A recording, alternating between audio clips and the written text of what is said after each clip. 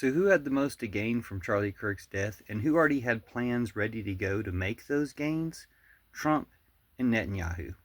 Now, Trump killing Charlie Kirk is the first and most logical conclusion that everyone's intuition takes them to if they have open eyes about what Trump is all about.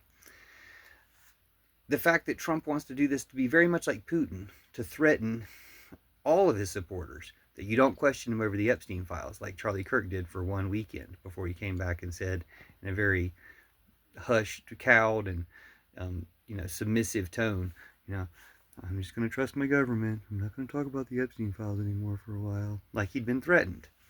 On top of that, or connected to that, Netanyahu has apparently threatened Charlie Kirk for backing down his, full-chested support of Israel and Zionism and their genocide, and that he was going to kill him.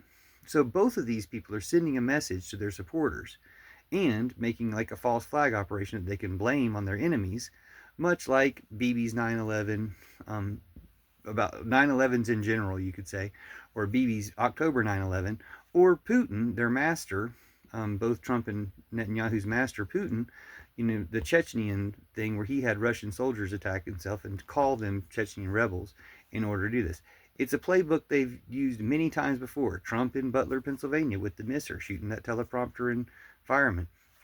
All of these things that they attack themselves and blame each other. Now they're doing it with Charlie Kirk. Or not blaming each other. They attack themselves and then blame us. They attack themselves as an excuse to blame us.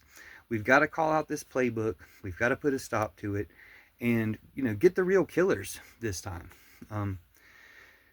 I've always joked that Trump would sail his yacht across the Atlantic with a flotilla of agents chasing him because he wanted to outdo O.J. Simpson. Well, he did unfortunately outlive O.J. Simpson, so he wouldn't get the full racism out of doing that by outdoing O.J. Simpson. But I do think he's going to outdo O.J. Simpson by being ironic in his search for the real killers. So anyway, let's call this out and let's stop them.